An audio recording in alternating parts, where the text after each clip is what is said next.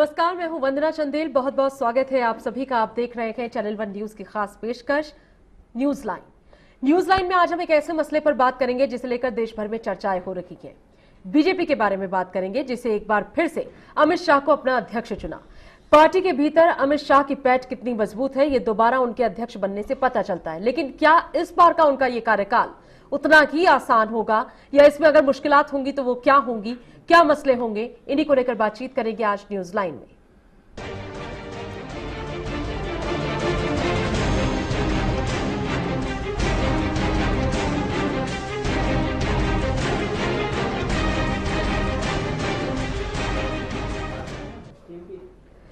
तो दूसरी बार अध्यक्ष बने अमित शाह के लिए क्यों ये कहना पड़ रहा है कि असल में इस बार ये ताज उनके लिए कांटों का ताज होगा, इसी को लेकर बातचीत आज न्यूज लाइन में होगी। लेकिन उससे पहले देखिए एक रिपोर्ट।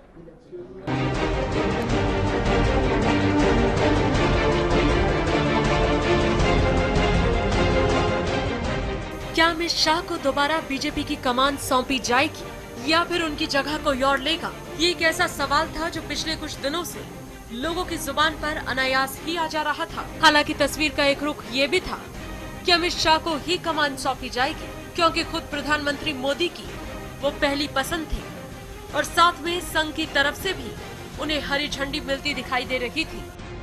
और हुआ भी वही जिसकी उम्मीद सबसे ज्यादा दिखाई थी। अमित शाह को दूसरी बार बीजेपी की कमान सौंप दी गई। उन्हें अगले 3 सालों के लिए बीजेपी का अध्यक्ष बनाया गया। बीजेपी के संविधान के मुताबिक अध्यक्ष का पद 3 साल तक के लिए होता है, लेकिन अगले 3 सालों में अमित शाह को, जिसके लिए उनके कंधों पर बड़ी जिम्मेदारी दी गई है, मुश्किल राहों से गुजरना पड़ेगा। ऐसा इसलिए क्योंकि इसी साल यानी साल 2016 में कई राज्यों में विधानसभा चुनाव होने हैं और फिर 2017 में सबसे महत्वपूर्ण राज्य उत्तर प्रदेश में भी विधानसभा चुनाव है। 2014 में हुए लोकसभा चुनाव में अमित शाह की क़यादत में ही बीजेपी को जबरदस्त कामयाबी मिली। उसके बाद 4 राज्यों महाराष्ट्र, झारखंड, हरियाणा और जम्मू कश्मीर में भी बीजेपी ने जीत का परचम लहराया। लेकिन सब कुछ ठीक रहा ऐसा भी नहीं। दिल्ली और बिहार में हुए विधानसभा चुनावों में बीजेपी को करारी हार का सामना करना पड़ा। बिहार विधानसभा चुनाव में मिली शिकस्त के बाद अमित शाह की राहें थोड़ी सी मुश्किल होती नजर आ रही थी, लेकिन तमाम कठिनाइयों को पार करते हुए वो एक बार फिर से अध्यक्ष पद पर आसीन होने में कामयाब हो गए। लेकिन अमित शाह की असल कामयाबी का पैमाना उस वक्त तय होगा जब वो अपनी क़यादत में आने वाले विधानसभा चुनावों में बीजेपी की जीत का परचम लहरा पाएंगे। Bureau report, channel one news. तो अमित शाह को एक बार फिर से बीजेपी का अध्यक्ष चुना गया है। पार्टी से लेकर उत्साहित है, लेकिन क्या इस बार भी समीकरण कुछ ऐसे ही होंगे जैसे उनके पिछले कार्यकाल में? इसी बात को लेकर होगी हमारी बातचीत हमारे खास मेहमानों के साथ। हमारे पैनल में इस वक्त मौजूद हैं आशु खान जी, आप सामाजिक कार्यकर्ता हैं। आशु जी, बहुत बहुत स्वागत आपका। कविता अशोक है हमारे साथ बीजेपी से। कविता जी, बहुत बहुत स्वागत आपका भी। महेश पहवाल जी हैं, नेता कांग्रेस है। महेश जी, बहुत बहुत स्वागत आपका। पुष्परंजन जी वरिष्ठ पत्रकार हमारे साथ हैं और इस विश्लेषण को समझने में मदद करेंगे कि आखिरकार क्या परिस्थितियां होती हैं जब अमित शाह जैसी कोई शख्सियत दोबारा इस अहम पद पर आसीन होगी। क्या नई चुनौतियां और चैलेंजेस होंगे, इस पर उनसे बातचीत होगी। पुष्परंजन जी, स्वागत आपका भी। इसी के साथ हमारे वरिष्ठ सहयोगी इरफान रसूल भी कार्यक्रम में हमारे साथ है। सबसे पहले मुझे लगता है कविता अशोक जी, बहुत बहुत मुबारकबाद आपको। एक बार फिर फाइनली ने आपकी जो पार्टी है उसने अपना अध्यक्ष चुना और अमित शाह जी को चुना। क्या एक्सपेक्टेशंस हैं और क्या ये सर्वसम्मति से हुआ, ये हम आपसे जानना चाहेंगे। पहले तो ये है कि जैसे मोदी जी ने कहा है कि अमित शाह जी ने बहुत ग्रासरूट लेवल पर बहुत काम करा हुआ है जी, और उनकी ऑर्गेनाइजेशनल स्किल्स भी एक्सेप्शनली बहुत ही बढ़िया है। तो वो सर्वसम्मति से बिना किसी कोई और कैंडिडेट आगे नहीं, वो मतलब वो ऐसे जीते जैसे कि मतलब हम सब इंतजार ही कर रहे थे कि अभी नेक्स्ट स्टेप होने ही वाला है। तो एज अ पार्टी तो आई थिंक सब बहुत खुश हैं इसको लेकर। तो आपको लगता है कि आपकी पार्टी में नया उत्साह एक बार फिर से आएगा जब वो अपना ये कार्यकाल संभालेंगे? अगर आप वहाँ बीजेपी के ऑफिस में कल होते तो आपको एहसास होता कि वहाँ कितनी उमंग और कितनी लहर थी इनकी जीत को लेकर के। कार्यकर्ता सब बहुत एक्साइटेड हैं क्योंकि अब अमित शाह जी का जो कनेक्ट है कार्यकर्ताओं से वो पहले से बहुत ही ज्यादा और बेहतर है। लेकिन आपको नहीं लगता कविता जी इस बार बहुत चैलेंजिंग होगा उनका ये फेज? चैलेंजिंग होगा क्योंकि इलेक्शन भी आ रहे हैं और काफी स्टेट्स में है, पर उनकी बहुत बड़ा टास्क उनके पास है, ये बात आपने सही कही है, but he is a very capable person और उनकी स्किल्स एक्सेप्शनल हैं और I am sure with time और भी बढ़िया ही हुई होंगी पहले पर से। दूसरी पार्टीज का ये भी सोचना है कि मोदी जी के वो फेवरेट रहे हैं हमेशा से ही, तो शायद यही वजह है कि इस बार सेकंड फेज में भी उनको ही ये जगह मिली। देखिए फेवरेट तो हर पार्टी में कोई ना कोई किसी का रहता ही है। अब कल को अगर हम अच्छा काम करें और हम किसी के मतलब फेवरेट हो जाए, आप ये नहीं कह सकते कि जो फेवरेट है वो अच्छा काम नहीं कर सकता। Let me just make it very clear. और वो तो चाहे कांग्रेस हो चाहे आम आदमी पार्टी हो, कोई ना कोई तो फॉरवर्ड आगे आकर के फेस ऑफ द पार्टी और काम करने के लिए आगे होगा ही। जी जी तो as a party everyone is very excited. Mahesh ji, आपको क्या लगता है इस बारे में, जिस तरीके से बीजेपी ने एक बार फिर से अमित शाह जी को चुना? मैं साथी वक्ता को धन्यवाद देना चाहूँगा और इन्हें मुबारकबाद भी देना चाहूँगा।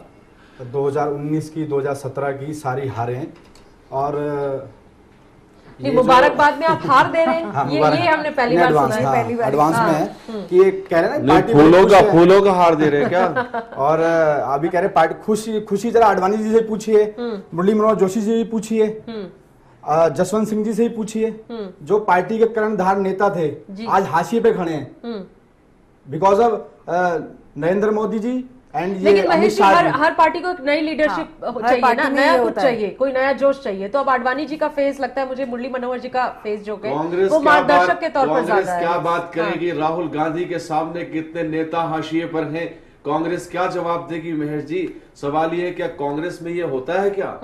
आप क्या बोलेंगे? ये बात तो सही है कि मार्गदर्शक मंडल नजर नहीं आया, शांता कुमार आडवाणी और मुरली मनोहर जोशी नजर नहीं आए। आखिर इसकी वजह क्या थी? वो लोग कहां थे? मार्गदर्शक मंडल या मुख्य दर्शक मंडल थे वो? कविता जी, हाँ जी, कहां थे वो बुजुर्ग आपके?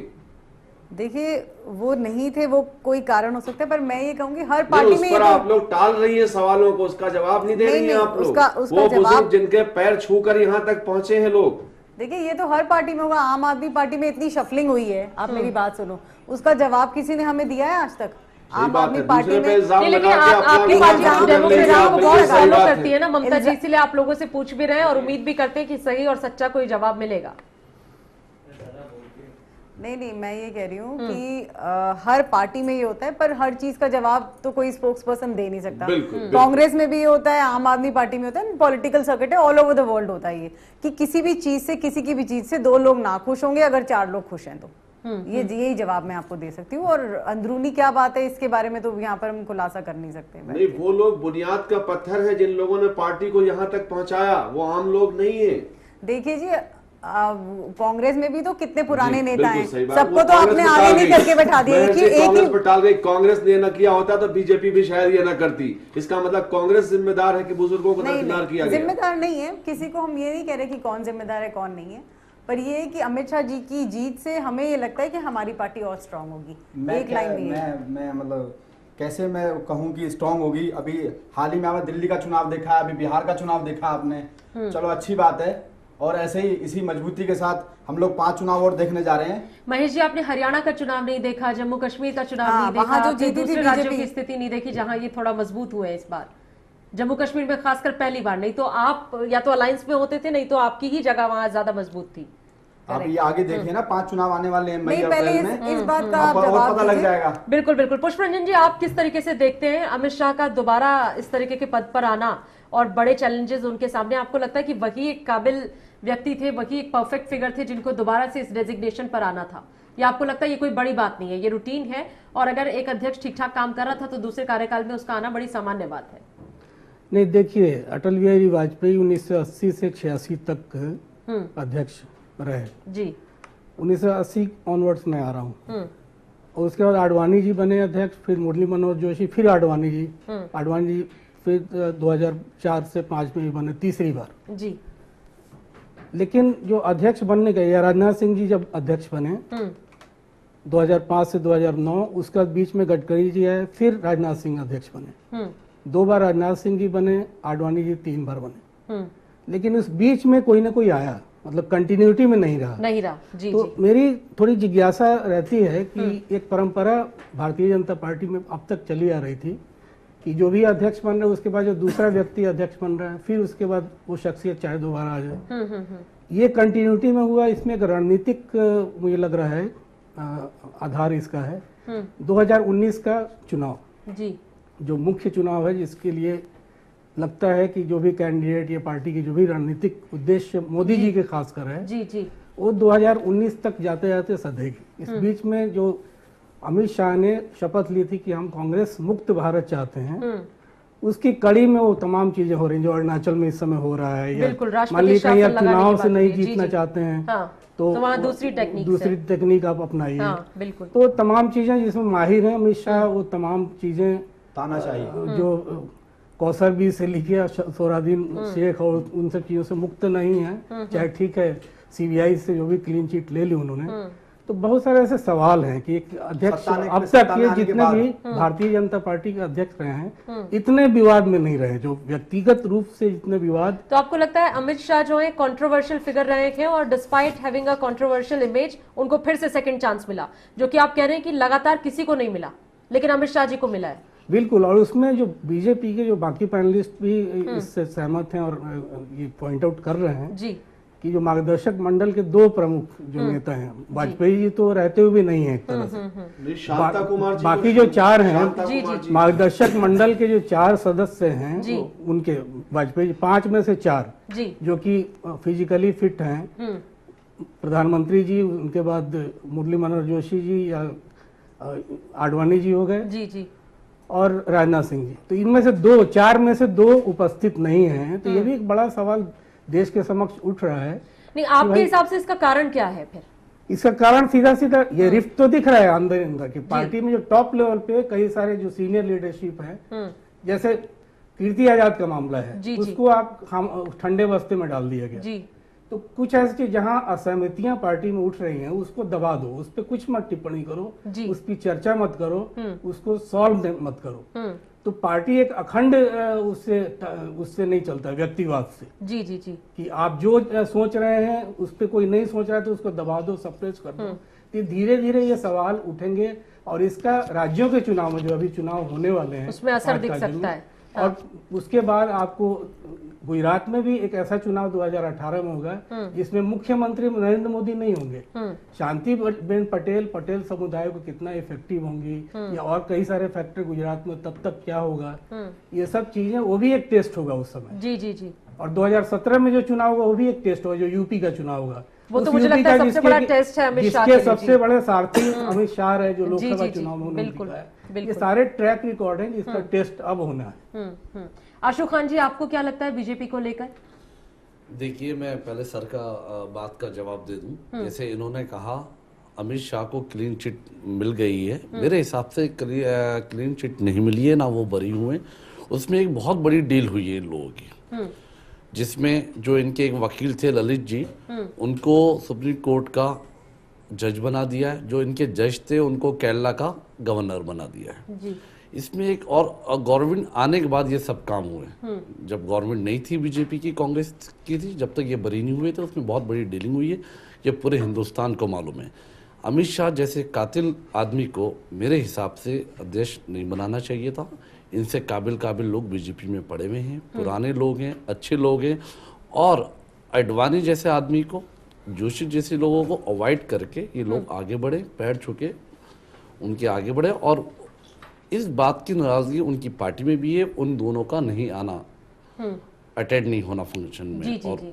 हाँ, इस चीज की इरफान जी आपको भी लग रहा है, मैं पुष्पा जी कुछ कहना थोड़ा चाह सा रहे हैं? हाँ कहना हाँ, कहिए चाहता हूँ। कहिए। देखिए, क्लीन चिट का मतलब ये होता है कि कोई भी ऑफिस जो ऑफिशिएट करता है, जो इन्वेस्टिगेटिव एजेंसी है, हाँ, वो अगर उससे- क्लीन उससे चिट clean देती है, sheet आप भले उससे असहमत हो, मैं असहमत हूँ, बाकी पैनलिस्ट असहमत हो, वो अपनी जगह पे है। जी, लेकिन ऑफिशियली किसी को क्लीन चिट कोर्ट से या किसी सीबीआई के कोर्ट से या सीबीआई के ऑफिसर से मिल रहा है, तो आप उसे नकार तो नहीं सकते, नहीं सकते, हैं। बिल्कुल। आप ऑफिस हेड कर रहे हैं, बिल्कुल ये बिल्कुल। मैं कहना चाहता हूँ। जी, इरफान जी इस मसले देखिए, पर कुछ- सवालात अमित शाह पे थे और सवालात हैं और सवालात रहेंगे। लोकतंत्र में सवाल उठाए जा सकते हैं, कोर्ट केसेस भी हैं, जी, लेकिन मैं वही कहूंगा, मार्गदर्शक मंडल को दरकिनार किया गया, इग्नोर किया गया, जिस तरह से अभी हाईलाइट किया आपने। तो इसका नुकसान भारतीय जनता पार्टी को चुनाव में हुआ, और इसका नुकसान भारतीय जनता पार्टी को चुनाव में होगा। आने वाले 5 राज्यों के जो चुनाव हैं, खासतौर से उत्तर प्रदेश, वेस्ट बंगाल, असम, पंजाब की अगर बात करें, लेकिन भारतीय जनता पार्टी की मजबूरी क्या है उन लोगों को दरकिनार करने की? क्या बुजुर्गों का सम्मान किया जाए, ये बार बार कहा जाता है, लेकिन उन बुजुर्गों की गलती क्या है, उनका कसूर क्या है? वो मार्गदर्शक हैं, लेकिन कब सलाह देते हैं, किसको सलाह देते हैं, कौन उनसे सलाह लेता है, उनकी बात भी कहीं नहीं आई। और जब उनकी बात आई तो राजनाथ सिंह ने उस सवाल को टालने की कोशिश की कि इस सवाल को टाल दिया जाए। साफ साफ कोई कुछ कहने को तैयार नहीं है। कविता जी यहां बैठी हैं, वो भी कह रही हैं कि वो कुछ मामला और होगा। तो इस बात को देश के सामने लाना चाहिए, पार्टी के सामने इस चीज को रखना चाहिए कि भाई ठीक है, अगर वो बीमार है, अटल जी इस लायक नहीं है, फिजिकली फिट नहीं है मान लीजिए, लेकिन आडवाणी जी, जोशी जी, शांता कुमार जी, ये लोग आखिर क्यों बर्फ में लगा दिए गए, क्यों केमिकल में लगा दिए गए, इनका क्या कसूर था?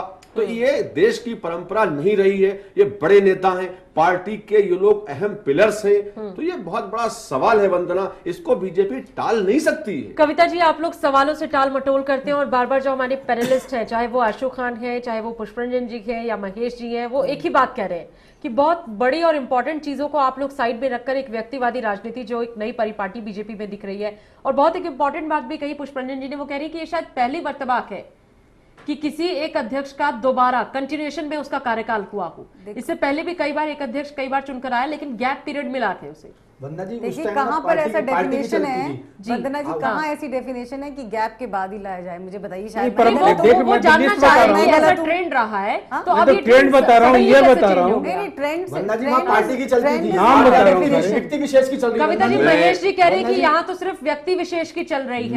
मैं वंदना एक बात कोट करूंगा यहाँ पे कि राजनाथ सिंह जी ने चुनाव के पीरियड में कहा था कि मैं कोई पद नहीं लूंगा, उनको गृह मंत्री बनाकर वो पद खाली कराकर अमित शाह को अध्यक्ष बनाया गया। जब वो उत्तर प्रदेश में बड़ी कामयाबी हासिल करके यहां आए, तो मुझे लगता है कि राजनाथ सिंह को हटाया इसीलिए गया था और उनका टर्म पूरा किया उन्होंने। उसके बाद ये दूसरे फुल टर्म की तरफ अमित शाह गए हैं, तो शायद ये पोस्ट क्रिएट कराई गई, क्योंकि पोस्ट खाली नहीं थी उस वक्त, अगर मैं सही हूं तो उस वक्त ये पोस्ट खाली कराई गई थी, क्रिएट कराई गई। ऐसा ही हुआ है कविता जी, जैसा हमारे पैनलिस्ट कह रहे हैं। ये पार्टी के अपने अंदर के डिसीजन है, इसमें कोई आंसरेबल नहीं है कि पोस्ट खाली कराई नहीं कराई गई। इसके बारे में मैं आपको क्या बता सकती हूँ ना, कोई पार्टी के लिए हम इसमें जवाबदार नहीं। ये अब डिसीजन मेकिंग तो आप देखो, जो जीती पार्टी वो खुद लेगी ना। अगर BJP is promoting new people और यूथ है और इतने लीडर्स हैं, पूछना चाहता हूँ, क्या पार्टी में इनसे योग्य व्यक्ति नहीं है क्या? इनसे साफ छवि का व्यक्ति नहीं है क्या? क्या कोई ऐसा आपकी राहुल गांधी से आपके इतिहास में कोई दागी छवि आया?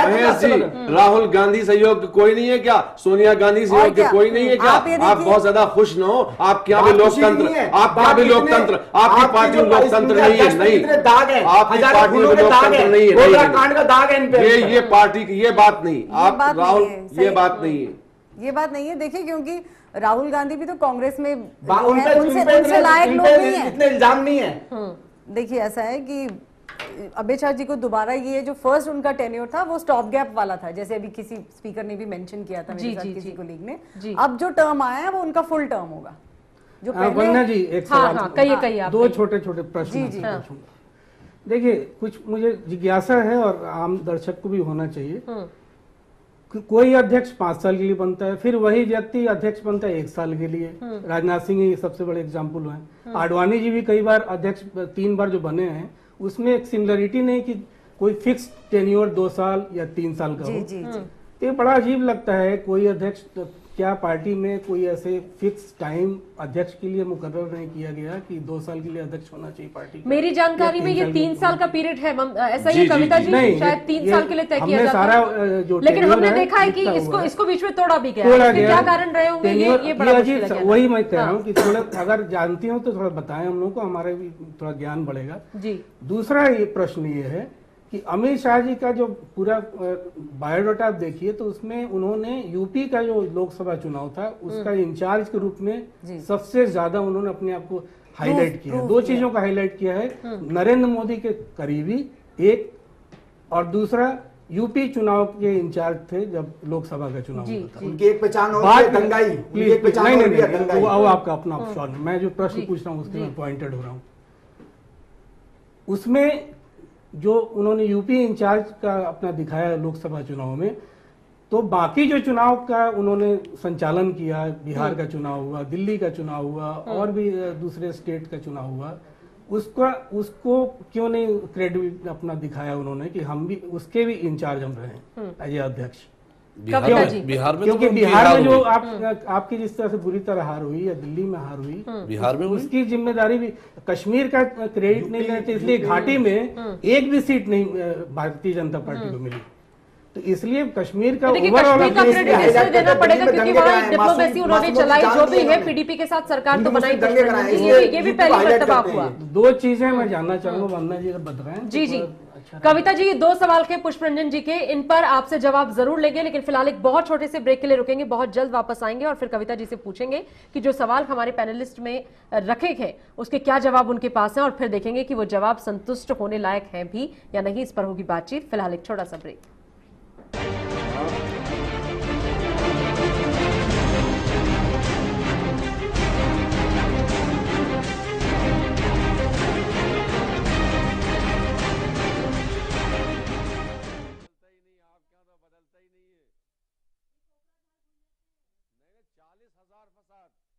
कांग्रेस के दौर में लिस्ट निकाल दूंगा ये तो नहीं, मुझे सुनाई दे रहा है। हाँ तो ये मुझे क्यों सुनाई दे रहा है? तो मैं बता दूंगा इनको।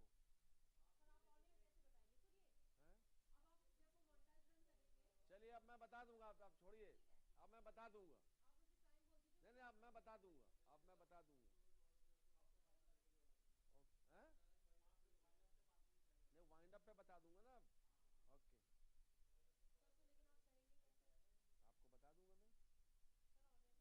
नहीं मैं कह लूंगा, आप देखिए मैं कह लूंगा, इशारा कर दूंगा, वो मैं कर दूंगा।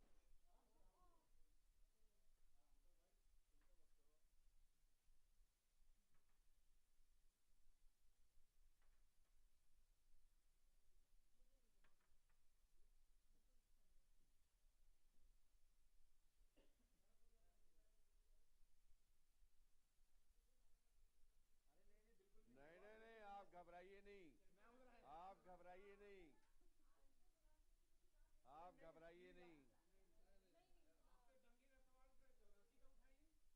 और क्या, आप 40,000 फसाद कांग्रेस के उठाइए, आजाद 60 साल का हिसाब दे कांग्रेस, आपके तो साल ही बहुत कम हुए। हाँ लोकतंत्र है ही नहीं है इनके यहाँ तो, ता जिंदगी ता हयात।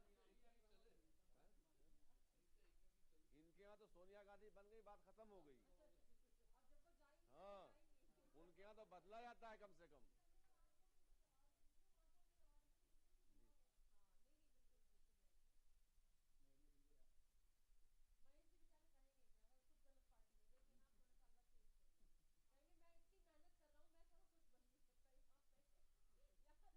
और आप तो सत्ता में है, ये तो अभी पता नहीं कांटों भरा ताज तो इनका है, और विपक्ष की जिम्मेदारी भी समझिए। अभी विपक्ष में उसके बाद यहाँ पे नहीं रहेंगे आप।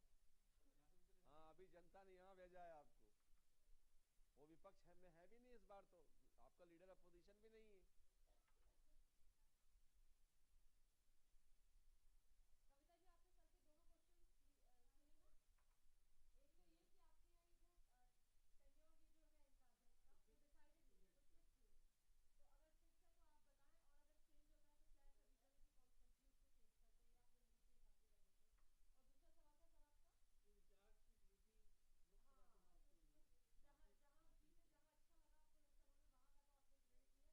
तो आप क्या एक्सपेक्ट कर रहे हैं, हार को भी एक्सप्लेन करेंगे वो?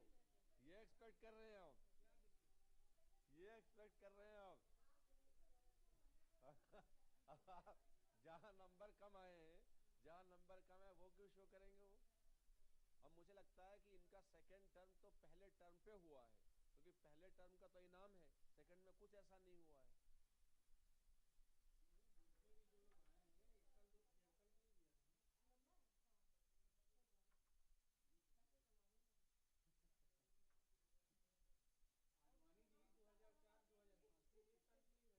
अरे आप क्यों नाम ले रहे हैं, आडवाणी का नाम लेंगे आंसू आ जाएंगे।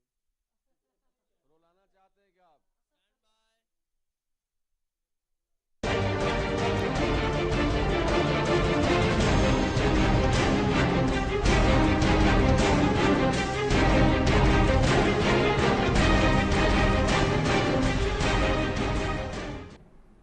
ब्रेक के बाद एक बार फिर आप सभी का बहुत बहुत स्वागत। लगातार अमित शाह के दूसरे कार्यकाल को लेकर बातचीत हो रही है और ऐसा लगता है कि ये कार्यकाल उनका चुनौतियों से भरा होगा। चुनौतियां पहले भी थी लेकिन इस बार जरा ज्यादा होंगी क्योंकि कई राज्यों में 2016 और 2017 में चुनाव है। इसी को लेकर हमारे पैनल में हम बातचीत कर रहे हैं। अशोक खान जी सामाजिक कार्यकर्ता हमारे साथ हैं, कविता अशोक जी बीजेपी से हमारे साथ हैं, पुष्परंजन जी वरिष्ठ पत्रकार हमारे साथ हैं और महेश पहवाल साहब नेता कांग्रेस हमारे साथ हैं।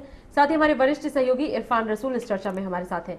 कविता जी, दो सवाल आपसे पूछे थे ब्रेक पर जाने से पहले। पुष्परंजन जी ने दो बड़े महत्वपूर्ण सवाल किए और बड़े लॉजिकल सवाल, हम चाहते हैं आप उनके जवाब दें। देखिए, सबसे पहले तो मैं ये कहना चाहूंगी कि आप ये कह रहे हैं कि यूपी की जीत का उन्होंने जो है ताज अपने सिर पे ले लिया कि भाई हमारी उनकी लीडरशिप में हुआ।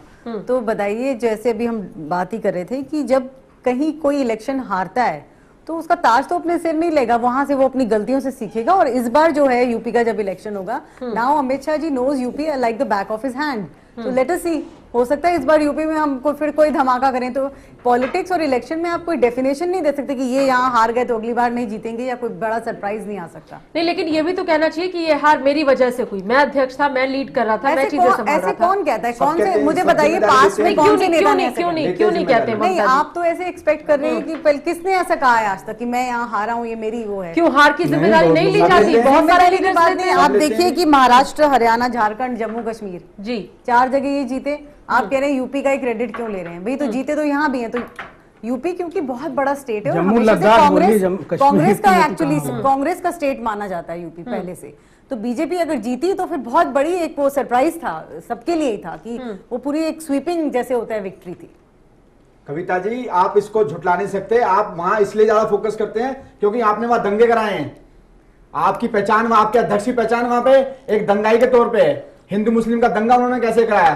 कौन सा हिंदू मुस्लिम का दंगा उन्होंने कराया? आपके सामने उन्होंने अध्यक्ष महेश जी दंगों पे ना आइए। कांग्रेस का इतिहास रहा है, कांग्रेस के हाथ खून से रंगे हुए हैं, कांग्रेस नहीं बोल सकती। मैं फिर वही कहूंगा, मैं वही कहूंगा बंदरा, कहाँ नहीं किए कांग्रेस ने दंगे? मुरादाबाद, मलियाना, हाशिमपुरा, आप मेरठ, आप क्या बात कर रहे हैं? दंगे नहीं किए कांग्रेस ने। आज भी लोगों पे मुकदमे चल रहे हैं, आज भी लोगों के कोर्ट में डेट्स लग रही हैं। कहाँ हैं आप? हमारी सरकार बाद में आए हैं, लग रहा है आप यूपी में सरकार नहीं है, आज भी चल रहा है। क्या कर लिया आपने? चलिए कविता जी, सवाल ये एक बात जरूर मैं कहूंगा कि कांटों भरा ताज आपने वंदना लगाया है। मैं एक बात कहूंगा, लोकतंत्र है बीजेपी में, अध्यक्ष बदला जाता है, ये बात बड़ी खुशाइंद है और लोकतांत्रिक बात है। कांग्रेस में तो एक बार अध्यक्ष बना तो अब लोग इंतजार करें जिंदगी भर उसका, दूसरे को मौका ही नहीं मिलेगा, लोगों को टाल दिया जाएगा। और जो महेश जी ने सवाल किया कि क्या अमित शाह से काबिल कोई नहीं था, तो क्या कांग्रेस में भी ऐसे काबिल कोई नहीं है? तो इसलिए कांग्रेस और बीजेपी में ये बात उलझ जाएगी। लेकिन चैलेंजेस, आशु खान इसमें कुछ कहना चाह रहे हैं जी। कांग्रेस में तो खाली सोनिया गांधी की चलती है जी। नहीं, हमेशा गांधी खानदान की पार्टी रही है, हमेशा गांधी खानदान की पार्टी रही है वो। लेकिन मैं ये कहूंगा बीजेपी में नहीं, आप मेरी बात सुनिए। शाह के सामने बहुत से चैलेंजेस हैं, लेकिन बीजेपी में दूसरे नेताओं को दरकिनार अगर किया जाता रहा तो बीजेपी भी दूसरी कांग्रेस हो जाएगी। बीजेपी कांग्रेस की राह पे चल पड़ी है, ये खतरनाक साइन है। कविता जी, आपसे ये सवाल पूछा जाएगा, लेकिन ये बात एक सवाल और था कि आपके यहाँ क्या अध्यक्ष का कार्यकाल तय नहीं है? और अगर है तो एक सेकंड। और दिल्ली और बिहार की हार के बाद आडवाणी जी से और जोशी जी से कोई विचार विमर्श हुआ क्या उत्तर प्रदेश की आप ऐसे ही उत्तर प्रदेश में जीत हासिल कर लेंगी जब तक इन बुजुर्ग नेताओं का आप साथ नहीं लेंगी? ये बीजेपी के लिए अपनी अंदरूनी बात है, उस पर बीजेपी को जरूर बात करनी होगी और बीजेपी को गौर करना होगा, सबक लेना होगा। जी ममता जी, पहले आप अध्यक्ष के कार्यकाल को लेकर जो सवाल उठा था पैनल के बीच, कविता जी बताएं। देखो, ऐसा है कि जैसे पहले कहा था कि जो फर्स्ट वाला टेन्योर कंप्लीट करा था अमित शाह जी ने, वो राजनाथ सिंह जी का एक टेन्योर था, वो स्टॉप गैप अरेंजमेंट, वो तो फुलफिल किया, पूरा किया था वो उन्होंने कंप्लीट करा है। अब जो वो अध्यक्ष चुने गए हैं, अब वो पूरी तरह से अपना कार्यकाल करेंगे जब तक कि दोबारा जो इलेक्शन और वो सब जो अब आने कमिंग इलेक्शंस हैं तब तक तो वो करेंगे ही पूरा अपना। तो इसमें लगता कहाँ है से आप आप ये प्रश्न नहीं बताइए, समझ जब कांग्रेस इतने सालों से हमें अब कह रहे हैं इनके नेता 60 सालों का हिसाब अगर मांगने बैठेंगे हम और पूरे देश वाले और इतने नागरिक जो हैं, तो फिर ये कहाँ तक भरेंगे उसका जवाब? ये मुझे लगता बताइए। है इसलिए नहीं, पुष्परंजन जी ये कह रहे हैं कि आप कविता जी मैं एक बात ये कहूंगा, अगर मैं कहूं कि क्या मोदी साहब को अमित शाह से ज्यादा भरोसा किसी पर नहीं था? क्या वो गुजरात से लेके आए हैं इसलिए उन पर भरोसा था? क्या उत्तर प्रदेश की जीत का इनाम उनको दिया गया? ये बात सही है? नहीं इरफान भाई, वो राइट्स कराने में माहिर हैं। अभी 4 अभी राइट्स तो नहीं हुए, अभी राइट्स तो नहीं हुए, अभी राइट्स तो नहीं हो रहे यूपी में। अभी तो आप देखिए इरफान भाई, आप देखिए अभी तो राइट्स नहीं हो रहे। नहीं होंगे राइट्स, आप देखना। नहीं अब होंगे, आप नहीं, राइट्स नहीं, होंगे, ऐसे ये आपको कैसे कह सकते हैं? आप आपको राइट्स करेंगे क्या? anticipation में थोड़ी ये बात कैसे कर कह सकते सकते हैं। हैं? राइट्स होंगे, राइट्स कातिल लोग जो कातिल हैं बेगुनाह लोगों के, वो नहीं आप प्रेसिडेंट बनेंगे, आप वो लोग राइट्स कैसे होंगे ये कराएंगे? नहीं आशु कह जी, सकते। कौन तय करेगा? राइट्स होंगे ये कैसे कौन कहते तय हैं? करेगा? आप? गलत है आपकी बात। नहीं, ये कोर्ट तय करे, कोर्ट ने तय नहीं किया, कोर्ट तय करेगा। आपको लगता है कि करेगा। हिंदुस्तान की जनता इतनी अनाड़ी हो गई कि ये उसे कोर्ट पता तय नहीं कि करेगा। किसको गद्दी देनी है, किसको नहीं देनी? अगर मोदी जी इतना बड़ा मैंडेट लेकर आए थे, आप उन्हें कह रहे हैं कि वो भी कातिल थे, अमित शाह दंगाई थे, अगर ऐसा ही होता तो फिर आप लोगों का सुपड़ा ना साफ होता, आप सत्ता में होते और ये लोग होते सत्ता से बाहर। कांग्रेस की बात मैं कर रही हूँ। आप अगर बार बार ये कह रहे हैं रॉयट्स वाली बात, तो मुझे ऐसा लगता है कि किसी एक को लेकर ये कहना सही नहीं होगा। मैं आपको बताऊं, देखिए कांग्रेस की नाकामी, कांग्रेस की हार, बीजेपी की कामयाबी, तो इसका मतलब ये नहीं बीजेपी कामयाब हुई तो वो पाक है, वो पाकीज़ा है, वो बेदाग है, ये नहीं, एंटी इनकम्बेंसी फैक्टर हमेशा रहता है। ये नहीं कह सकते। कांग्रेस की कमियां थी, कांग्रेस को हार का मुंह देखना पड़ा, लेकिन बीजेपी बेदाग है ये हम कैसे कह सकते? नहीं, हम ये नहीं कह रहे, हम ये नहीं कह रहे, लेकिन पुष्परंजन जी ने जो बात कही कि जब एक बार ऑफिशियल कोई अथॉरिटी आपको क्लीन चिट दे दे तो दे दे, वो माननी पड़ेगी। नहीं है अभी, ये बात बिल्कुल नहीं है। नहीं, पुष्परंजन जी नहीं है क्या? नहीं है पुष्पेंद्र, सीबीआई ने क्लीन चिट अभी फुल एंड फाइनल नहीं है। फुल एंड फाइनल क्या होता है? लेकिन वो पिटीशन अभी चल रही है, लेकिन वो कोर्ट तय करेगा। सोहराबुद्दीन केस में सीबीआई ने क्लीन चिट दे रखी है। नहीं, सीबीआई किसकी सीबीआई है? फिर ये बताइए आप क्या बात कर रहे नहीं, हैं? तो तो कोई बात ही नहीं। सीबीआई तो किसी भी ऑर्गेनाइजेशन की तरफ नहीं हो सकता। सीबीआई किसी की नहीं, आप सुप्रीम कोर्ट को नहीं मानेंगे, आप सीबीआई नहीं मानेंगे। नहीं, कोई मसला नहीं। सीबीआई नहीं मानेंगे, आप कह रहे हैं सुप्रीम कोर्ट सीबीआई नहीं नहीं, मानेंगे, ये क्या सुप्रीम बात कोर्ट हुई? नहीं, बीजेपी नहीं, कांग्रेस नहीं, जवाब देता हूं। कौन कह रहे हो? इंसाफ है। वंदना जी, गवर्नर बनाएगा क्या? महेश जी महेश जी एक सेकंड। जब कांग्रेस थी तो बीजेपी कहती थी Congress bureau of investigation, Congress पे इल्जाम लगता था। हम लोग पत्रकार हैं, हमें किसी पार्टी से मतलब नहीं। बिल्कुल, लेकिन आज बीजेपी है तो आज सीबीआई का दबाव अगर कहा जाएगा तो ये बात कही जा सकती है, हम तो कहेंगे। जी आप उससे सहमत हो सकते हैं। मैंने क्या कहेंगे, हम तो बाकी पैनलिस्ट हमारे सारी स्टेट्स में जो राज्य सरकारें हैं उन पर सीबीआई का दबाव बनाया जाता है। क्यों नहीं बनाया जाता? ये पूरी दुनिया जानती है, बनाया जाता है, पूरा देश जानता इससे है। इनकार हम क्यों करें? इससे इनकार नहीं कर सकते। नहीं, क्लीन चिट दी होगी कोर्ट ने, मैं उस पर सवाल नहीं उठा रहा। एक अथॉरिटी ने क्लीन चिट दी, मैं उसकी बात कर रहा हूँ। सवाल भी नहीं उठा रहा। आप उससे असहमत हो सकते हैं, मैं असहमत हो सकता हूँ। मैं जो कहना चाह रही हूँ वो ये कि देश की जनता ने अपना इंसाफ हर एक पार्टी को सुनाया है। जब जनता को लगता है कि ये पार्टी सत्ता से बाहर होनी चाहिए तो बाहर होनी चाहिए। जनता की अदालत सबसे बड़ी अदालत है। बिल्कुल। और वो अदालत अपना फैसला सुना देती है। कांग्रेस को फैसला सुना दिया उसने। बिल्कुल। बीजेपी के साथ भी होगा, सुना देगी। लेकिन जिन वादों के साथ, जिन इरादों के साथ ये आए थे, आज शायद जनता सोच रही है कि वो वादे पूरे नहीं हो रहे हैं या देर हो रही है या जो भी है। महेश जी, आपको ऐसा लगता है कि अगर एक बार फिर से अमित शाह कमान संभाल रहे हैं तो कांग्रेस के लिए बड़ा चैलेंजिंग हो जाएगा अब ये पूरा खेल? कोई चैलेंज नहीं। मैंने याद दिलाना चाहता हूँ सबका साथ सबका विकास। आप इनसे पूछिए अब वो कहाँ गए? अब दलित का क्या बुरा हाल है, मोमडन समाज के लिए कितनी वो आपके समय में भी था। नहीं, हमारे समय में आपके समय में क्या हुआ? दलित अमीर हो गया। हमारे लिए कोई चैलेंज नहीं है। हमारे लिए इससे हल्का अध्यक्ष कोई नहीं हो सकता था। और आपको अब दिखा देंगे अप्रैल महीने में 5 राज्यों के चुनाव है, आपको पता लगेगा। वो तो वक्त बताएगा क्या होगा। लेकिन आप ज्यादा वो न करें, क्योंकि कांग्रेस ने भी कुछ किया होता तो आज कांग्रेस यहाँ न होती। बिल्कुल। कांग्रेस का 40वां हो गया, 40 सीटों तक पहुंच गई कांग्रेस। ये देश की सबसे बड़ी पार्टी हुआ करती थी। तो आप लोगों की कमियां रही, लापरवाहियां रही, आप लोगों ने केयर किया नहीं।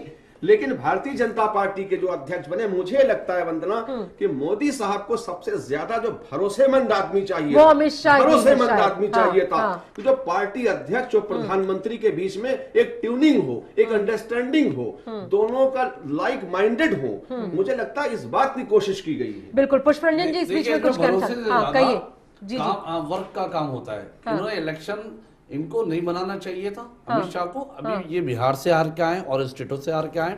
हाँ, जब यूपी में ये जब सीटें लेके आए थे वो वेल एंड गुड, आपने बना दिया था सब। मैं एक बात कहना उस टाइम तो ये डाउन हुए आप अमित शाह। बताइए, फिर आप बताइए किसको बनाना चाहिए था? आप ये तो बहुत राय आपकी दें, पार्टी आप आप लोग बताइए। डिसाइड करेंगे ना, नहीं तय करेंगे। ये आप लोग डिसाइड करेंगे। व्यक्तिगत मामला आपकी पार्टी का नहीं, व्यक्तिगत जब मामला है। व्यक्तिगत है तो नहीं, हम आशु जी, जवाब आपको मुझे लगता है जोशी कविता जी का सवाल यहाँ पे संजय बात है जोशी को बना कि अगर आपके लिए अमित शाह का व्यक्तित्व उतना प्रभावी या उतना संजय अच्छा जोशी को नहीं बना है तो फिर देते किसे हैं। बनाते? वो आशु का, आप ये देखिए, इनसे भी अच्छे पार्टी में रणनीतिकार अच्छा संजय काम जोशी कर से रहा है। उनको बना जी देते। जी जी। आशु का सवाल तो ये है कि अटल जी ठीक थे, आडवाणी जी ठीक थे, जोशी जी ठीक थे, अब मोदी जी जो है वो कातिल है। तो ये तो सवाल एक के बाद एक, ऐसा कुछ नहीं। देखिए वो पार्टी तय करेगी और और जिस क्या, पे ये कोई पार्टी इल्जाम का होगा वो वो कोर्ट तय करेगा, वो discretion। हम लोग नहीं तय कर सकते। लेकिन होता वंदना ये कि जब वक्त गुजर जाता है, जी, जी, जी। वक्त जब आज आडवाणी जी के साथ बड़ी हमदर्दियां हैं। आडवाणी जी पे भी सवाल उठते थे उन पे, जी। लेकिन आज ये हमदर्दी है कि साहब उनको दरकिनार किया गया। जी जी तो जी। ये देश का मिजाज है। देश ये चाहता है, ये जानता है कि भाई उनके पैर छूकर पार्टी यहां तक पहुंची, पार्टी का कद इतना बड़ा हुआ, आज कहते हैं दुनिया की सबसे बड़ी पार्टी है। तो उन्हें भी अगर सामने रखा जाता तो लोगों को लगता कि पार्टी में बुजुर्गों का मान सम्मान बरकरार है। वंदना जी, दर्जनों ऐसे श्री थोड़ा सविता मौका हैं दीजिएगा, जो 10 आज सेकंड हाशिए पे में हैं। 10 सेकंड का मौका पार्टी दें। पार्टी में लॉबी बनी हुई है, कुछ चीजें- कई लॉबी जी, है जी, बीजेपी पार्टी में। पुष्परंजन जी इस बीच में कुछ कह रहे हैं, उन्हें भी सुन लेते हैं बहुत जी। ही रणनीतिक तरीके से अमित शाह को फिर दोबारा लाने की बहुत सारी वजहें भी थी। एक उसके पीछे वजह संघ है। संघ में जो लॉबी इस समय है वो सरकार को इंटरेक्ट सबसे ज्यादा कर रही है। और मोहन भागवत जी से लेके और बाकी लोग, भैया जोशी जी हैं या और भी जो जो कश्मीर को लीड कर रहे थे, इंचार्ज जो उस समय थे, वो तमाम लोगों का कंसेप्ट यही है कि भाई इनको एक मौका और देना चाहिए, क्योंकि रणनीति बनाने में अमित शाह का कोई जोड़ अब भी नहीं है। गुजरात में लगातार 4 चुनाव जीत चुके थे। मोदी जी ने ही सबसे पहले उनकी कोशिश थी कि ये चुनाव लड़े वहां पर, और उपचुनाव में उनको जिता के उसके बाद लगातार गुजरात में उनका अच्छा ट्रैक रिकॉर्ड रहा है। जी जी। उनकी प्रोफाइल देखने पर लगता है कि रणनीति बनाने में इनका कोई जवाब नहीं है। अभी बंगाल में जो रणनीति ये बनाने जा रहे हैं, चंद्र बोस को जिस तरह से शामिल किया भाजपा में, जी। सुभाष चंद्र बोस के पड़पोते को, जी वो बीजेपी का बंगाल चेहरा होने जा रहा जी। है। उसको एक बड़ा चेहरा बना के, और सुभाष चंद्र बोस की पूरी इंक्वायरी को इस तरह से ट्विस्ट किया गया है, जी जी। और ट्विस्ट करके उसको बंगाल चुनाव में भाजपा पे पूरा इल्जाम लगा तो दिया कि वो ऐसे तमाम नेताजी को चीजें- उन्होंने उनकी फाइलें मंजरेआम, पूरा इल्जाम लगा दिया। प्लीज भाजपा लेट पे मी आपने। स्पीक, फिर वो डाइवर्ट हो जाएगा। मैं जो नहीं, चीज नहीं, सोच बिल्कुल रहा हूँ सही है, डाइवर्ट हो कहिए, जाएगा। कहिए। बिल्कुल सही है। तो ये मैं कह रहा हूँ कि उसको किस तरह से, क्योंकि चंद्र बोस का जब ये सब चल रहा था प्रकरण, 1 साल पहले से जब सारा कुछ बन रहा था जर्मनी से लेके और कोलकाता तक, उस समय मैंने अपने कॉलम में भी लिखा था कि चंद्र बोस हो सकता है कि पश्चिम बंगाल का चुनावी चेहरा बने जी। और इस इशू को बहुत बड़ा बनाया जाए। और वाकई ये असेसमेंट था, हम लोग जर्नलिस्ट हैं तो असेस ही कर सकते हैं, जी कोई भविष्यवाणी नहीं कर सकते। तो ये असेसमेंट अपनी जगह पे जा रहा है, उस ट्रैक पे जा रहा है कि चंद्र बोस जिस उत्साह से, जिस जोशो खरोश से ये सारा कुछ जो 2-3 दिन से चल रहा था, उससे लग रहा है कि ये अमित शाह का ही एक माइंड जो है उस दिशा में काम कर रहा है जी। कि बंगाल के उस व्यू को कैसे तोड़ा जाए। तो इसलिए इस समय एक ऐसा अध्यक्ष जो कि प्रधानमंत्री के इशारों को समझे, इशारे पे काम नहीं करे, जो सोचते हैं उसे समझे, वो अमित शाह से बेहतर कोई नहीं। संजय जोशी नहीं हो सकते हैं, बाकी लोग नहीं हो सकते हैं। संजय जोशी एक बेहतर रणनीतिकार थे, लेकिन उनका कैसे वध किया गया राजनीतिक रूप से, ये भी दुनिया ने देखा है। नहीं, फिर तो पुष्परंजन जी वही बात हो गई ना कि मोदी जी के कंफर्टनेस को देखते हुए, उनकी जरूरत को देखते हुए चीजें हो रही हैं। वही बातें बाकी पैनलिस्ट भी कह रहे हैं कि ये व्यक्तिवादी राजनीति है जो बीजेपी के अंदर भी बड़ी प्रभावी दिखाई अब देती है। एनएसए अजीत डोभाल हैं, मोदी जी की चॉइस है जी। कि जो जिस तरह की रणनीति बनानी है, तो पुष्परंजन जी, ये पार्टी है या एक व्यक्ति विशेष नहीं है, व्यक्ति विशेष ही है। देखिए, आप मोदी जी के बयान पर गौर कीजिए। अभी चल पड़ी है फ्रांसवा होलांद को भारत में बुलाना था एज ए स्टेट गेस्ट, तो मोदी जी खुद ही कह रहे हैं कि भाई वहां जब मैं गया फ्रांस, तो सबसे पहले जब आतंकवादी हमला हुआ उस पीरियड में ही मैं गया था, तो फर्स्ट मेरे दिमाग में यही है कि इनको इस बार हम स्टेट गेस्ट के तौर पे बुला रहे हैं गणतंत्र दिवस पर जी। और पहली बार ये मोदी जी की चॉइस थी इस देश में, ये भी अपने आप में इतिहास बनेगा कि पहली बार किसी दूसरे देश की सेना भी वो यहाँ पर हमारे राजपथ पर घूमेगी। ये भी अपने आप में अजूबा है, मतलब कि ये किसके कौन निर्णय कर रहा है। आप ना तो विपक्ष से पूछ रहे हैं, ना अपने पार्टी में किसी से राय ले रहे हैं, तो ये बड़ा अपने आप में है कि भाई ये तो धीरे धीरे हम उस तानाशाह। कविता जी, सब कुछ मोदी जी के हिसाब से होता है बीजेपी के भीतर। मैं ये कहना चाहूंगी कि बीजेपी को तो भी 5 साल तो दीजिए काम करने को, सबसे पहली बात। 60 चलिए 10 दीजिए, बहुत अच्छी बात है, हम तो चाहेंगे कि 10 साल हम काम करें और कुछ अच्छा करके दिखाएं। 60 साल से कांग्रेस है, क्या किसी ने उसमें क्वेश्चन करा है लीडरशिप को? नहीं, बिल्कुल किया। ये सवाल हमेशा उठते रहे कि ममता जी, वहां तो अनडिस्प्यूटेड है। हाँ। जो भी है वहां तो कभी किसी ने उछल के नहीं कहा कि भी इनको ये क्यों है पार्टी प्रेसिडेंट और ये क्यों फेस है कांग्रेस। तो बीजेपी कांग्रेस जैसा बनना चाहती है। वहां तो लीनेज है ना, चल रही है वो हायरार्की, लीनेज चल रही है।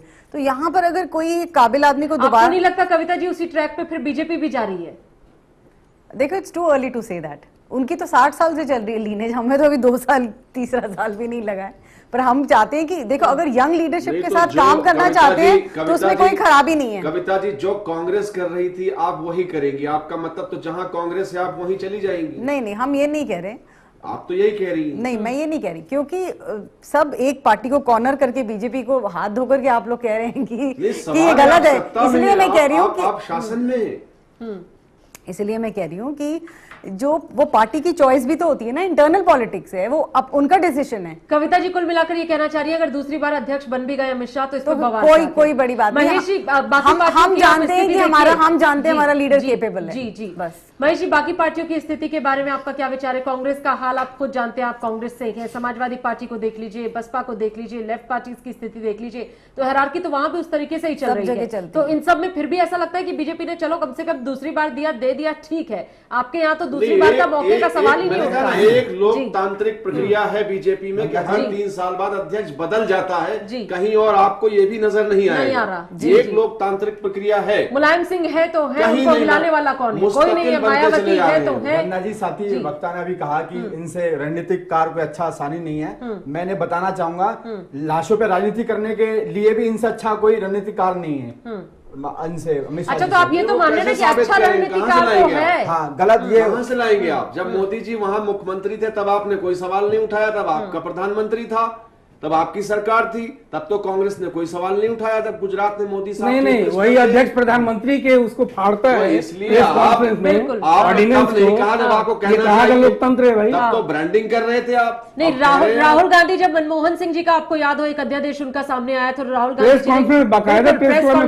कई लोगों के सामने वो स्लिप फाड़ दिया। पीएम को पार्टी का अध्यक्ष ये ऐसा रिएक्शन दे, इससे बड़ा मजाक क्या हो सकता है? एक प्रधानमंत्री, एक लोकतांत्रिक प्रक्रिया में प्रधानमंत्री स्टेट हेड, देश की गरिमा है कह के।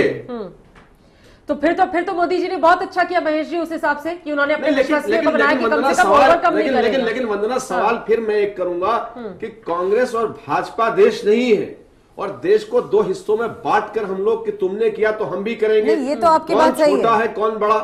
सवाल देश के नागरिकों का है, इस देश के सम्मान का है। और देश ऐसे नहीं चलता कि कांग्रेस ही करा, तुमने किया, उन्होंने कहा आपने किया। मेरा कहना यह है कि अगर उनका भरोसेमंद कोई था, उन्होंने फैसला कर लिया। लेकिन कांग्रेस जो है, कांग्रेस अब यह तय करेगी कि कांग्रेस किस तरह सामना करेगी, क्योंकि कांग्रेस के पास अब खोने में कुछ बचा नहीं है स्टेट्स में। महेश जी, ये जो बात अभी बताई आपने, मैं ये पूछना चाह रहा था, सिंपल इतनी बात है, क्या पार्टी में इनसे अच्छे आदमी नहीं है क्या? इनसे साफ छवि के आदमी नहीं है क्या? फिक्र है? नहीं, फिक्र नहीं, उन पे कितने दाग हैं? परेशान आप मुझे बताइए, कांग्रेस में जो लीडरशिप चल रही है, मैं नाम क्या बताऊं अब, तो उनसे भी बेटर कोई है नहीं क्या पूरी पार्टी में इस वक्त?